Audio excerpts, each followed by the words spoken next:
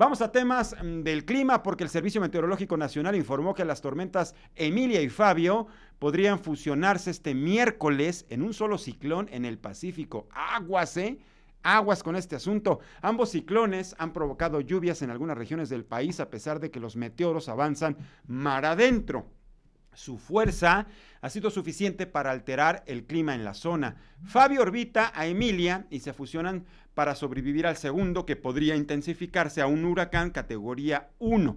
Este miércoles, las tormentas tropicales se van a localizar muy cercanas entre sí en las costas de Baja California Sur. Atención allá a nuestros amigos en Baja California Sur.